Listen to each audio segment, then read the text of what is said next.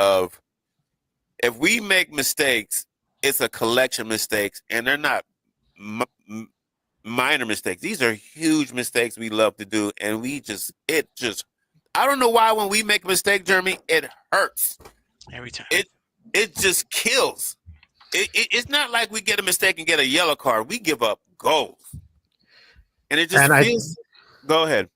And I think a lot of what you mentioned, what it hurts, is that these are the same mistakes that they keep on repeating themselves. Mistakes that are costing us goals, are costing us points, that we're just doing it to ourselves. Losing possession in dangerous areas of the pitch. For all the credit we give Onana, that has to be on him. What was he, a hologram on that so-called save? And then also just on set pieces, we are so weak on set pieces. Where was Leach on that one? And especially the one on was it the near post? Or was he on that goal as well? So it looks like it's just history repeating itself with set pieces and just losing possession in dangerous parts of the pitch. I'm gonna go to Mikey next. Mike, and I hear you, Jeremy. You're right. I'm the one that's hurt me the most and shocked me the most was Onana, because Onana's been one of our most solid players. I'm not even really mad at him. I was just shocked that the play from Onana and what happened with him, especially with the last moments of the game when he wasted 14 seconds. I just didn't expect to see that from Onana again, you know. And I know that's your guy, Mikey. I'm not really mad at him. I was more or less shocked about Onana's play. I mean, you got it wrong. It's gonna happen. There's not a goalkeeper in the world that's not gonna get it wrong sometimes. Didn't do too well, but I mean, besides that, we shouldn't be giving up goals in the first 2 minutes of the game. Yeah, what is like this? We shouldn't. The 6'5" man shouldn't get the ball so easily. The tallest man on the pitch shouldn't just get the ball so easy in the first 2 minutes of the game. Like, there's so much going on. So yeah, Onana is not off the hook. Yeah, we also have to. He's definitely to blame, but we also have to ask ourselves, like, what are we doing on set pieces? What are we training to defend them at least? Because now we're looking at 3 goals in the span of 2 games in set pieces alone.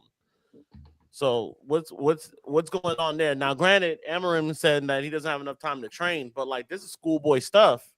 Let's go back into a man, put him off, especially the tallest man on the pitch. That should be recognized. Like, we should know who's the biggest man on the pitch, and a body should be on that person. De Ligt should be there. De Ligt should be on that man. You know, but once again, these things will take time. I didn't think we played extremely well, but you know, these things will take time. I think I like what I see with the attacking.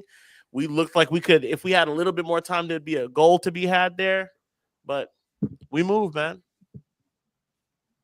It's a good thing you said what I agree with you saying about attacking, because when at the pub, the general consensus was we look good when we're attacking, but we're just concerned about the defensive aspect. I think we've given up 12 set pieces this year. Is that the number, or is it 11?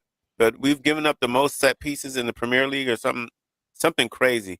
And that means it's happened before our coach got there. I mean, it's happened for the last 3 years. I mean, what is this something, Ronaldo, we're going to have to be worried about every match? Set pieces? I'm just going to be like, oh, hell, shit, here we go, set piece. It's time for us to get nervous, because it seems like we just check out when it comes to set piece.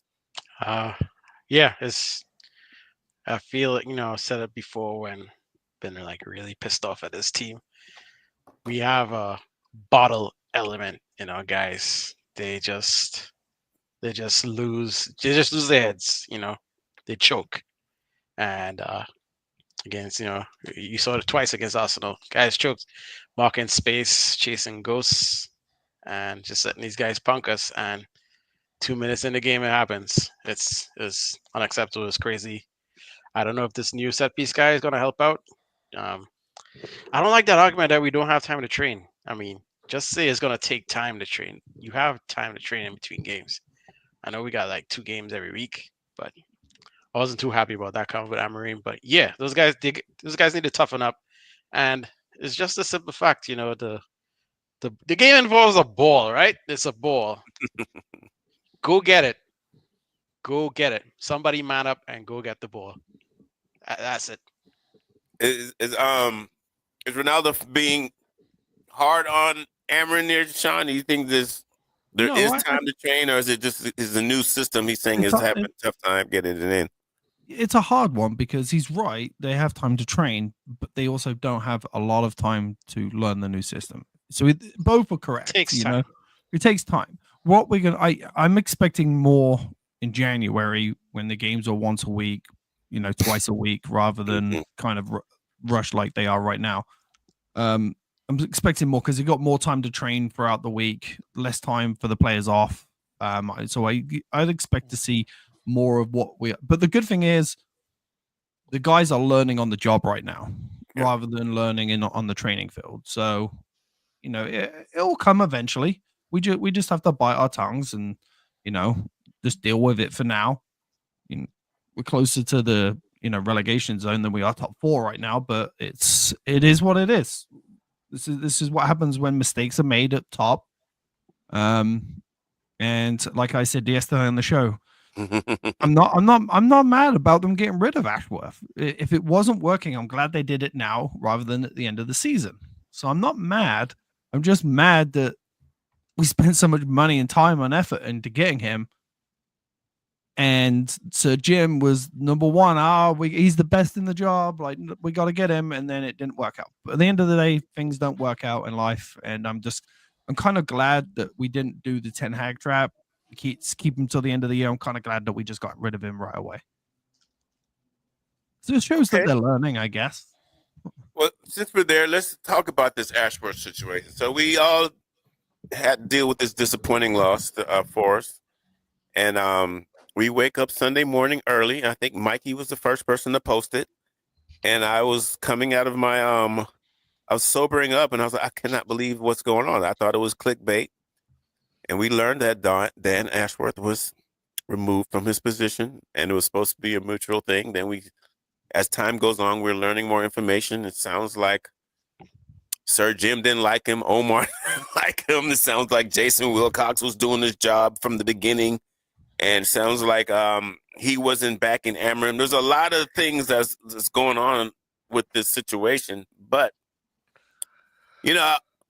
when you hear everything that goes on, Germ, it sounds like it was a move that needed to be done. I don't know how. Well, first of all, Cheese is saying something here. Let me read what Mark Cheeseman says. It says, don't let Onana cost us the final. Ooh, don't let him cost us. That's that Mikey. I'll kill him That's myself. towards Mikey then, right? I'll kill him myself. He'll be dead to Mikey then. I feel like Onana will make some goals, though. I feel like he'll make some PKs. I don't know why I feel He'll that. put about away him. that penalty. I'll tell you that. I think he does that. That's where he does have to get beat. But as to what you were saying, Casey, I think there's just too many chefs in the kitchen when it comes to Ashworth. There's too many generals. We need some soldiers in there. And as going based off on the reports, it looks like Sir Jim Ratcliffe was not really impressed with what Ashworth was putting out, because he wanted something more clear and decisive out of Ashworth when it came to names other than coaches in the Premier League. And he didn't really have a list where he had, hey, I got this guy, you got to go out and get this guy right here. He didn't have someone like that. So what we have gathered now is that Ashworth is more of a organization structural guy. He's more of a guy that puts pieces into place and lets guys do their thing, not really on boots on ground finding that coach. Because what are the reports? 𝗕𝗓𝙁 is the one that went to go get Amarim. So going off of that from Sir Jerry Ratcliffe, he first saw it firsthand. Okay, this is not the guy that I'm gonna want working at this position. So let's take him out. And I mean, it was also kind of a telling sign, right? The fact that on the second day after Amarim's appointment, he goes out. So a lot of those little things are kind of, now when you see it on hindsight, writing on the wall of, okay, this guy's not really going to last here. But it's just interesting that it took him being at United 5 months just as much as you had to go and woo him and lure him out from Newcastle. So, I mean, the optics, just like Mikey was saying yesterday, just don't look good. But at the same time, we just got to move on, man. This restructuring has to happen now. Let me ask a question to the group. Does anyone find it concerning that going into the summer, they all thought Erik ten Hag wasn't the guy, but they proceeded to go on with him? The fact that one man convinced them that he was the right job is concerning to me. If Sorry, Ashworth, right? Ronaldo, you can jump in there, but that's concerning to me that one man changed the whole mind of everybody else was concerning to me, but it sounds like everyone else wanted him gone. It was only Ashworth that wanted him to stay. So, and that kind of removes the Southgate thing because we all felt that Southgate was the Ashworth guy, but it sounds like he was back in Erik ten Hag. And I guess Ashworth, when they asked him to find somebody, his number one guy was what? Thomas Frank? Is that what we're hearing too? I think Mikey has something to say. Go ahead, Mikey. I'm sorry, brother. Mikey. Yeah, the thing is, like, that's his job, right? His job was he's the football guy, so it's like, yeah, he has to make that, like, if you're gonna look to somebody like, yeah, I don't feel comfortable. It's like that's like with any job. I don't feel comfortable with this. I don't feel comfortable with this. It's your job to let us know if this is the best decision, right? That's why they were kind of mad with him because they just feel like he was inept.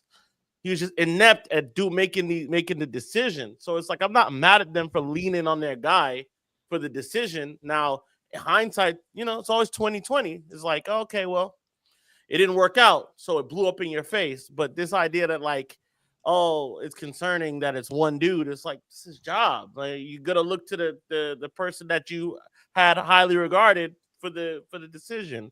And he just got it wrong. If he got it right, we'd be sitting here calling him a genius. All of us were the same way. All of us said we wanted to keep Ten Hag. So what We did, So yeah, we all did. We all said we all were like, yeah, he won the FA Cup. Give him a chance. So we all got it wrong. He's Yeah, just but like we're the rest allowed of to us. get it wrong, Mikey. Yeah. We I don't mean- get paid $10 million a year or whatever the hell, $2 million a year, whatever it is. And then you hear things, Ronaldo, that Omar stepped in and said, you know what, I'm gonna get a coach. I'm gonna bring in Amarin. And then it's like, then they said that when we brought in Amarin, this guy Ashworth decided he wanted to go on vacation.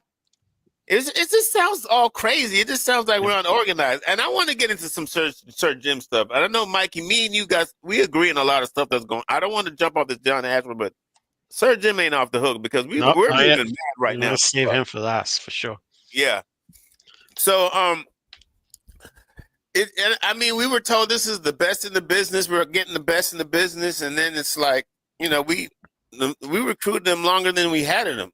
So it's just, I woke up Sunday and I was saying, guys, I'm not feeling too much confidence in this club. But then you're hearing stuff. It sounds like Ashworth wasn't being proactive. You know what I'm saying? Does that sound right to you, Ronaldo?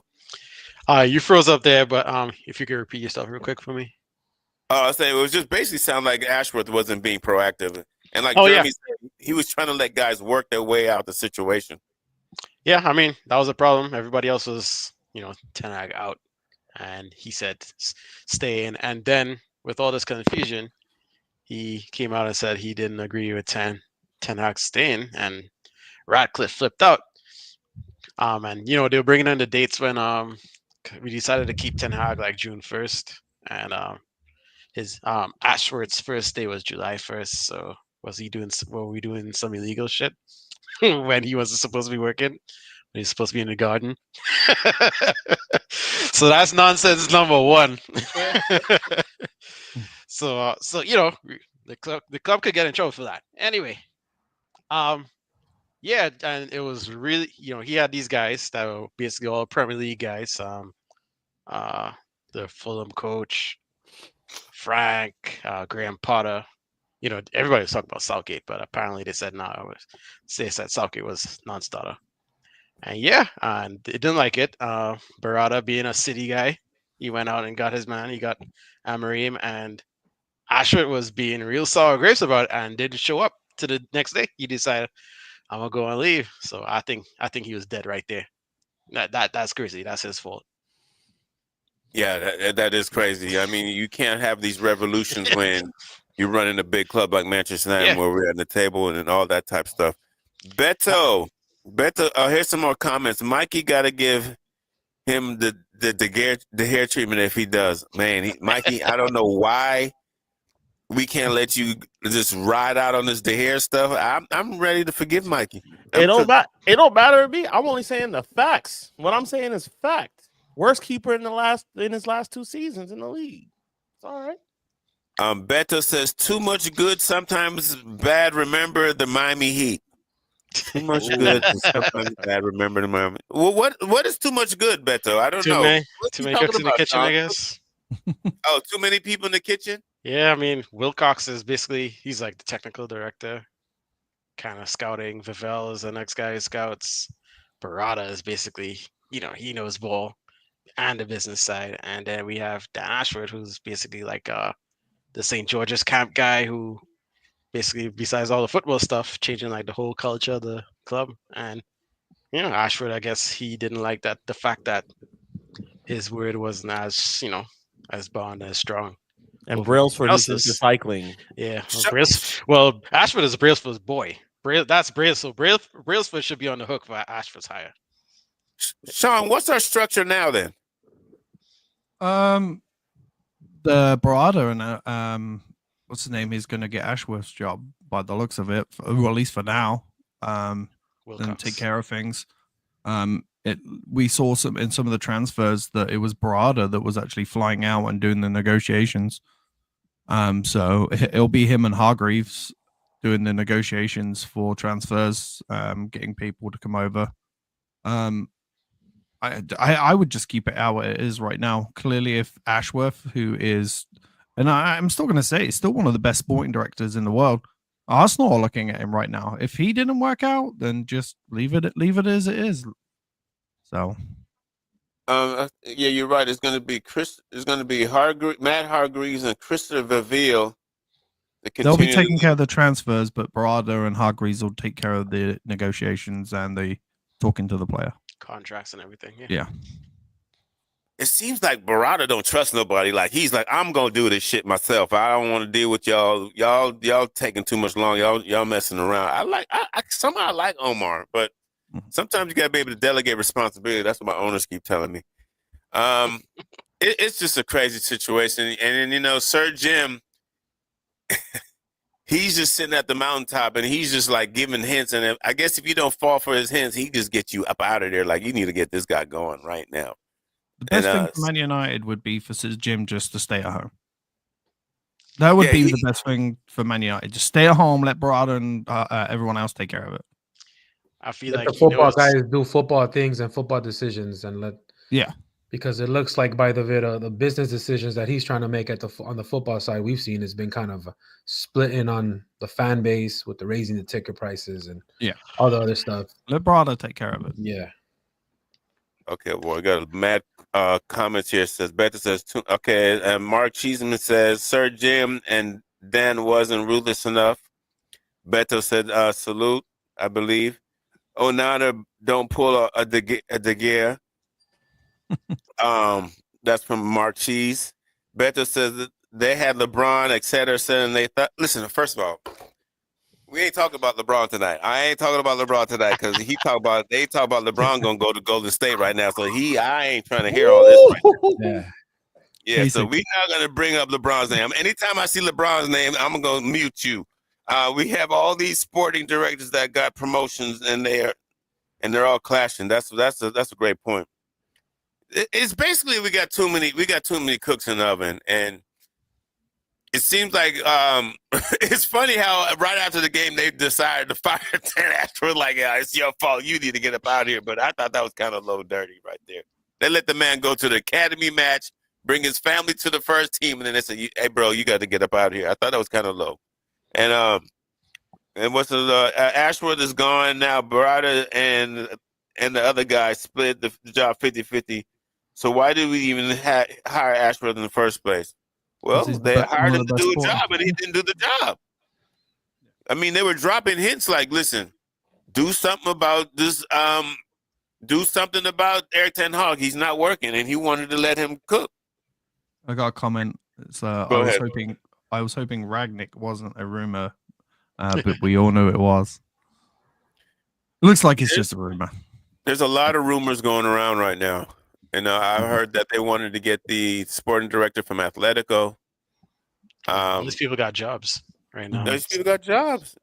Listen, we all love Manchester United. We think it's the business, but some people could be looking from the side like, I ain't trying to touch that. I am not trying to touch that. First of all, we broke. You know what I'm saying? Don't nobody want to work for a broke bitch, a broke club.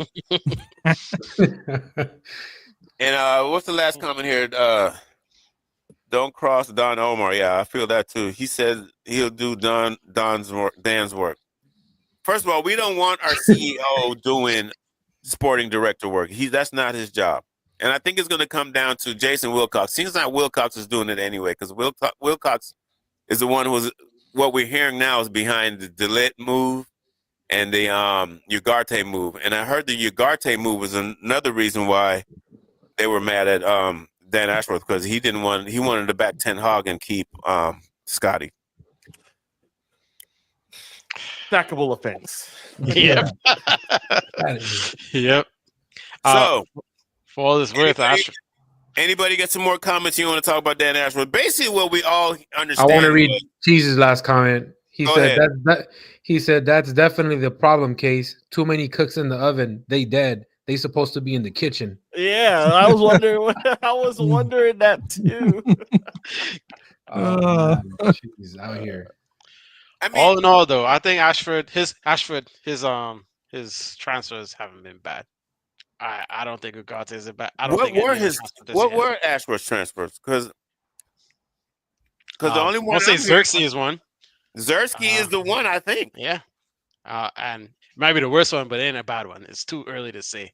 I mean, Who did look how he picked Mazraoui? up Everton. Mazraoui. I think that was a lot of Ten Hag and people approving it. That's the masterclass of the year so far. You think that's a lot of Ten Hag, Ronaldo? He's one I'll of get Ten on that Hag's one, players. Yeah, he's one of Ten Hag's players. That's one of Uncle Eric's last gifts. Yeah, Mazraoui. I got Go something ahead. that we can talk about real quick before we Do talk it. about. Do it, please. I said it yesterday, Mikey. Who did I say that we should sell? And now looks like he's on the transfer list. Okay, like so multiple sources are saying today. Who did, Rashford is for I sale. didn't catch the last part. But did you say Marcus Rashford? Yeah, he's on from like there's no smoke without fire, and I seen sources the rumors. everywhere today say he's for sale. I seen the rumors. That's the most inflammatory one, so they're gonna post that one. I heard Garnacho's on that list too. Yeah. Well, if Garnacho Bruno's there. posting shit. Well, that was a big list that came out that everyone's on. But if you look everywhere today, it's on. Everywhere's talking about it. Marcus Rashford looks like should be gone by the end of next summer. It looks like they want to get him out in January. I don't know his how private life is. I don't know how January would happen. I'll be not to steal your thunder here, but I saw Beto say that a couple hours before the show started. So Today, I'm gonna let Beto have this one. No, that's fine. I said on the show last night that I would sell him. That's all I'm saying. Yeah, I mean, listen, for no other reason but we're broke, right? And then he's 27. So if you're gonna get something out of it, you gotta do it now. time. Yeah, You're gonna get 65-70 million for him. I doubt it. 50 man, max. But we're gonna get that much money for him when in the summer or right now in the. I think PSG will pay 65 million for him. I think not a doubt. Everybody sees how bad he is now, and he's not like a young guy that you could fix. He's like set. He's 27. He's in that prime. Like he's gonna be him, and like all the stuff that comes with him, like the partying that there was a problem last year. People are gonna see that. Now, I don't agree with it, but people are gonna see that, and they're gonna make that a part of their evaluation. Like this guy's a loose. He's a wild card. I'm gonna say loose cannon, but he's a wild card. It doesn't look good, right? The optics aren't good on Rashford, and apparently, and he's not firing. He's 2 years. He's two seasons removed from the 30 goal season. And then you look at how many games he's played to scoring.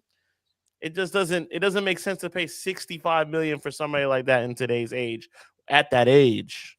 But I still dumb enough to do it. Prime though, 27 is still your prime. I think his problem is he needs a change of scenery. But there's players better than him that you would pay more for. What, right? 65? Who would you? Because we bought 𝗕𝗓𝙁 for 55. Let's not forget that. How old is 𝗕𝗓𝙁 was sitting on the bench of PSG. So how old is 𝗕𝗓𝙁? He's like 22, 23, 23. Okay. There you have it. 23 years old and one of the best players at PSG. Not to He was mention, sitting on the worked Yeah. with the people before him. So it's like that made sense to do. Rashford's a winger that's 27 years old. Well, you can go younger at that position and with better players. Like Leroy Sané's out there. You can go get him for that, and that'd make more money. I still think that'd PSG be a would better pay pick. 65. I still Not think us. PSG I'm just yeah. saying PSG. Could No, go I and get get you. him. I get your point. For me, I still think PSG will pay 65 for him. I don't know what the market would be for him, but I'm like what echoing what Mikey said. It's just at 27, how much more upside do you have? You're already in your prime. It's not like, okay, there's upside for him. If we saw this at 21, 22 even, he's like, okay, there's some upside to Marcus Rashford. But at this moment, this is a player you're going to get. You're going to get an inconsistent player. He's not a world beater. I mean, for all intents and purposes, us United fans, for years, we were like, he can be that. He can be that. But I have been saying it to Casey since even before this season started. I would trade away or I would give away Marcus Rashford or sell him because he's just too inconsistent. Other than goal scoring, there's not really much that he offers in the pitch.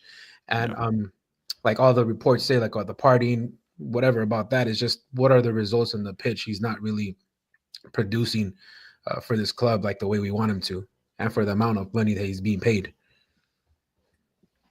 The one concern I have about Marcus Rashford and his value in the market is he doesn't show me game savvy. He still does the same stuff he's been doing since he was 16 years old. And I'm not going to blame the Ollie years, but those were the years when he was supposed to be taught how to read the game, how to attack a defense, how to attack the defender. And he does the same thing, head down, and he pushes either left, he goes wide or inside, and it's just like, you don't want to say he's like easy to defend like Anthony, but Rashford is not hard to defend because once he picks a side, that's the side he's going to go back. He's not going to cut back on you and do anything savvy or some techers. And I think he has lost the years where he was supposed to learn how to read the game. And we did ruin. I agree. We did ruin him. I disagree. I think he does do those things well. He just doesn't do it enough. He goes past a man. He could blow by you. He could get past you. He just doesn't do it as consistently as a person that's supposed to be making 300K a week's doing it. Like a Salah. A Salah is doing that. He's gonna get past whoever. It doesn't matter, right? Yeah, he's not doing it. He's not doing it to that level. I'm And glad that's you brought up 300K Salah. level. Salah's crosses delivery is he might be one of the best at the game at that. Rashford has not developed that part of his game either. I'm not saying Rashford can't blow past anybody, Mikey. I'm saying he doesn't read a defense to where he should be at. He should be on a Salah level. That's what Rashford should be. I think he could cross the ball too. Just doesn't do it well enough. He can do it. He just doesn't do it well enough. It's not consistent enough for the money he's making.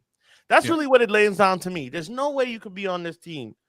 And Bruno's another one too. Like with 300, you're making that much money, bro. We gotta see you're on a different. You're with us being broke. You're on a different pedestal now, and we need to see it more consistently. We can't have you falling behind 5 games. But you know, Bruno. The thing is with Bruno, he'll get you there. He'll get you there. I'm not concerned with Bruno. Bro, we're waiting on Rashford to start up too long.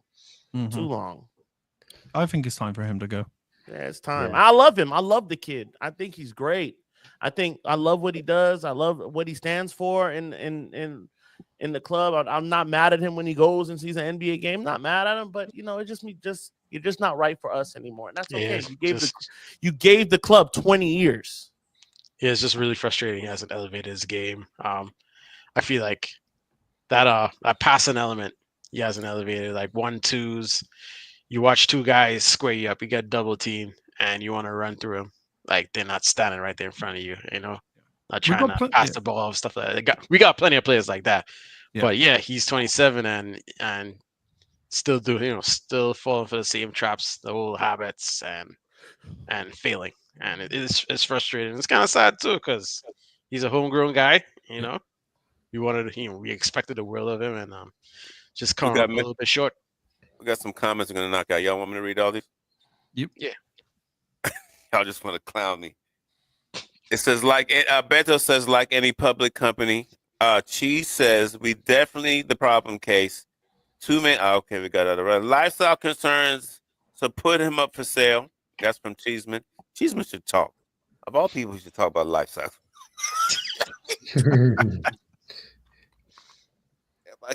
I hit my head on the wall. Forgive me, gentlemen. That's wrong, Cheese. You don't deserve that. Rolling up to the pub, still playing R. Kelly. What is that all about? What? He's a mercenary. He plays for money, and he only has a good season when it's in the contract. Everybody plays for money, Beto. Yeah. It's a business. It's a business. But Beto has you know how many people told me he's in the contract here? That's the only reason why Rashford is playing good right now. Casey, And I think Mark makes some good points too. He puts, my bad, he said Rashford is not hard to defend and he lacks intensity when he's defending. Another one he put, he only good when he got a girl and it's calm. Oh. Wow, cheese, that's who said that? That's cheese. What I'm Wow. gonna say is, how do you think this affects him though? You know what?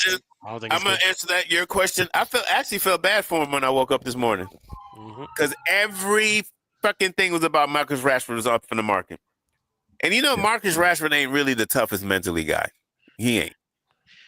And I feel like that lifestyle thing is an old story too. Like It is an old story. oh, it is like the old uniform too. It's like I feel like they're just running this back.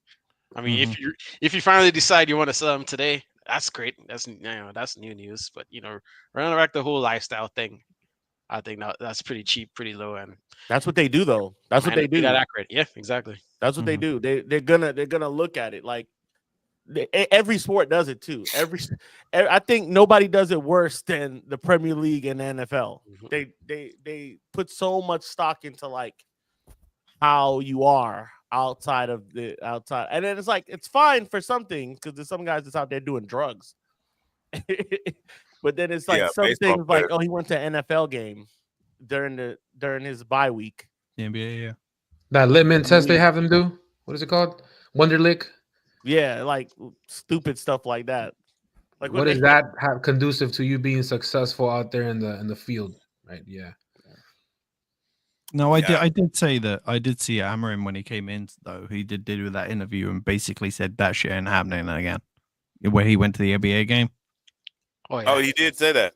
Yeah, he did an interview and he was like, he didn't say that shit ain't happening. He goes, I wouldn't ever let that happen. Basically, like it won't happen again. And this decision for him to sell is Amarim. Like, let's not get this wrong. Amarim is making this decision that he's going. There's no questions about it. Because when he went into Sporting, he did the same thing. Like some of their big names, he was like sell, and then he got all the younger players in. So there's no doubt in my mind that Amarim wants him gone. If this is true, if this whole story is true. One thing I just want to say, forgive me for my lack of the European football knowledge, but what's it matter if it's your day off and you're going out to watch a basketball game, a football game, whatever it is on your day off? It's the traveling. It's not so much like if he had gone to like something in the UK or Europe. You got to remember, like flying from England to Spain is a 2-hour flight. Flying from England to wherever New York to watch a game is a 5-hour flight and a massive time difference. So then my counter to that is, what if he produced that on the pitch? Would he be saying this if he was out there scoring bangers and then producing and tracking back? Also, I think it's an issue because he's not. Also, I think that's the main issue. He's not, and he's still doing it. The way we travel and the way they travel is a whole nother way of traveling. We're the ones carrying bags and getting in line and doing all that lame shit. They're not doing that. Rashford's probably getting on a private jet, sleeping on that shit, and coming back. Now, the only difference I will say is I agree with is the time difference. That screws your body up no matter who you are. But traveling, that's nothing for them. That's like getting in a car. He's not flying with us. He's not flying coach with us. I mean, you had Michael Jordan. You had Michael Jordan smoking cigars, drinking, and gambling in the playoffs or in the finals. Granted, different sport, different player, but he still won the final, right? Yeah, that's what I'm saying. If you're gonna party hard, then you also got to work hard and produce it out. If he was performing, it wouldn't be an issue. It's just because he's not performing. I think that whole break was a problem because your coach just got fired and the new guy's coming. And you saw it fit to leave. Casemiro was gone too. Yeah, I don't like that he went either. I think all of them should have stayed. He called Casemiro out too. He called everybody out the way. I don't think any of them should have left. There's a new coach coming. You should have been at camp. I think just for that break. I know it's probably the last break. It was the last break. November's the last break until March. No. So that's my only like last argument for them. But Remember when new coach is Ronaldo went coming, on the man. beach? Ronaldo went on the beach for Portugal. They sent him away to Greece during the Euros. They're like, yeah, just go to Greece for a little bit and then come back, and then you'll be firing. Let that dude go to Greece. He's 40. Mykonos. Go chill out there. Yeah, but I think that's just the issue. He's just not performing. Like you can't go do that. And as Mikey said, that time difference. Like when I go to the UK, it screws me up. So Okay, we got 10 more minutes. I want to talk about Sir Jim and this cutthroat thing that he's got going on. And is there something? Is this all these moves that he's making? I mean, we saw a report where Fergie had to step in and let them know not to do certain things. Is this just a residual from us just being super broke that they got to do? I mean, they canceled the Christmas party. I don't know what $100 voucher. I don't know what that was all about, but they said that they gave him what? Let me take this real quick. Let me take Go that because, like, if you look at what Sir Jim does with companies in general, right? Yeah, he's a strip them down, bare bones kind of guy. Like he's kind of like what 𝙈𝙊𝙍𝙀 and 𝗕𝗏𝗡 are gonna be, right? They're gonna be the get rid of the redundancy and efficiency guys. That's what he does with every business, not just 𝙈𝙊 or Nice or us. That's what he does. Bare bones, not strip it down. We just need what works. And I don't care if one guy has to do 4 jobs, that's what it's going to be. The thing that I have an issue with him doing that is it doesn't tip the needle in any way, and it kind of messes with club history, right? Because you're taking the name off of where the families of the 𝗏𝗵 family, you're taking his name off of the seat. How much money did that save you? $600? Like you're cutting the disabled fund from $40K to $20K. Wow, you save $20,000. We have to pay Tanakh $15 million. You're like, all of those little moves that you're making is fine. I'm okay with it in a vacuum, but it's also like when you have to. I don't know if we have to pay Ashworth out the rest of his money. We have to pay Tanakh the rest of his money out. It's like you're doing all these little things that are messing with the club history, and people are seeing that they don't like it. I get that moves have to be made, and some of those moves are going to take a little longer to materialize than others, like players and whatnot. But these little moves, they're not tipping the needle in no direction. No, I agree with that. There's like I don't agree with a lot of things that he's done, but there's also things that he has done. And I said it last night. I'm just chalking this shit up until for growing pains right now. He's made mistakes. He's got things right. He's going to make mistakes when you're coming into a new business. I agree. They're mistakes that should not be happening. But I'm not ready to give up on him yet. It seems he's done a lot of good. He's done a lot of good. He's done a lot of bad. But again, with like I said earlier, he made mistakes with Ten Hag, but then corrected it with Ashworth. So we've got to give him time, to fix the club. I can't remember who said it on our show last night. I think it might have been Cheese. You can't fix shit within 11 months. You got to get this is a multi-year project. So yeah, he made mistakes, got things right. We got to give him time. And like what Mikey's saying, he's trying to run this club like a Fortune 500 company. He's a billionaire. Yes. He thinks that he can run this like any other venture he's ever done, and it'll be successful. That's sometimes the issue with these billionaires, that they think they're the smartest person in the room and they're just gonna make the right decisions every time, and it'll be successful just like their other businesses. When in turn, running a football club is very difficult. There's so much other variables that come into place that sometimes you might have prepared for 5 steps ahead, but some of those don't even come up because a football club is just very difficult to run, and especially a club at this magnitude with just so much history, and it's just everything is under a microscope because we got people here in LA and Pittsburgh talking about it. You got people probably in Asia talking about this too.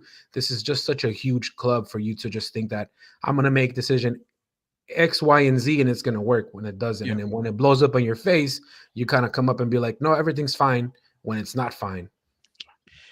I think axing those tickets for the families of the 𝗏𝗵𝗡 babes was criminal.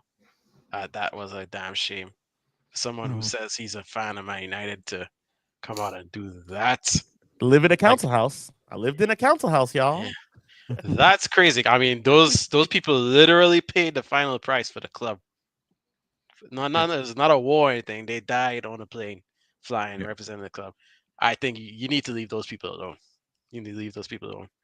The Christmas party, that sucks. Bonuses sucks. And also a friend told me, like, how could you want bonuses when we're staring at Anthony on the bench? This is a great point. Yeah, just take his money. The problem is he's not on the bench. That's not a bad position, Mike. Just take his.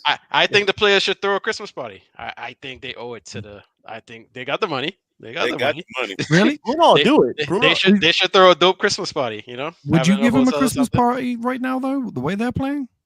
No, No, let no, no, them but throw their yeah. own Christmas party. Yeah, that's what I was going to say. Everybody Let them throw deserves a their Christmas own party, Hey, man. Let them they throw their make own enough party. money, man. Like, Yep. throw your own goddamn Christmas party. Exactly. And then invite the staff. You know, all the people you love. That you know. Yeah. And you know, Ineos could not come. You know. I mean, you They're can't. not invited. You can't expect any kind of other behavior from a tax dodger. So it is what it is. It's what he does. I guy think pays he's just no laying tax the to foundation England. for future structure. Just trimming the fat. Yeah. You know what I'm saying? Trim the fat now. So now, down the road, it's going to make sense. He's going to cut back. I know when Mikey explains it, it's not a lot of money now, but he's just probably saying this. We don't need to do this frivolous spending here, and I get it because according to the 1958, Ineos has already stacked up 66 million in debt. Bro, the thing is, you're not gonna make these changes that you're making aren't gonna be incremental. The only ones that is gonna take time that I give them a chance for are these players, like buying and selling players, because that takes windows. So I get that part. I think that's where you can make the most change outside of dealing with the debt. You cannot do anything until you deal with that first. Yeah. It's not going away. You know what I'm saying? Now when it's like 900 mil. It's not going away, and it's always going to be there. And now we've paid players too much, and we're looking at being in trouble for that. That's why we're really trying to get Rashford off, so we're not in trouble anymore. Because we're getting close. We're getting close to that.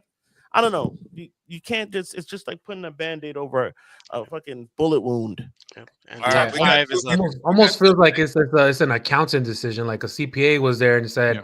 you know what's going to help us save some money if we do these decisions here. It's almost like saying we're gonna stop buying staplers, and that's gonna help our balance sheet, and it's gonna No more ketchup. Exactly, No more ketchup. exactly. That's Like what it comes down Boise to. took And out the mustard or some shit. All right, we got about a minute and a half left. We playing Victoria. What's it called? Pleasant Pleasant. Victoria Pleasant.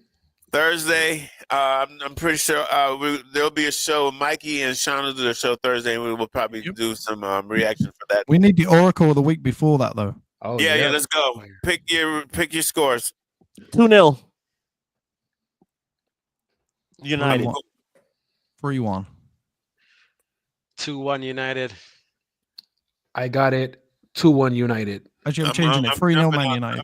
I'm Sorry, jumping on Mikey, Sean's 3-0. back. Pause. 3-1. I'm going 3-0. I'm changing it. 3-0. We're not picking for City Any too. comments I missed? Who's posting anonymously? Golly. We're not picking for the City game, are we? That is so funny. Oh shit, Oh yeah. we'll do I that think on on their the- show. We'll do that on their show. All We'll right. do that on the Mikey and Sean show.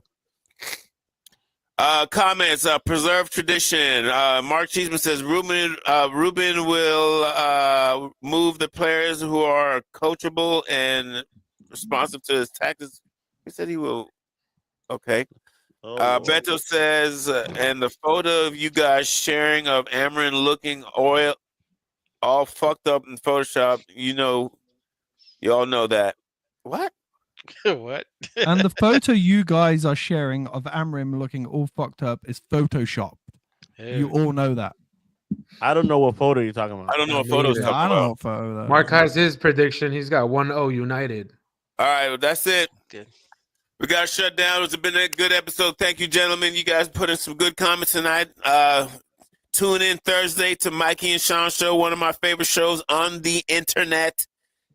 This has been another one of those casual red shows. Thank you to Germ. Sean, Ronaldo, Mikey, and everybody who dropped a comment. Peace. Everybody have a good evening. Up the fucking red.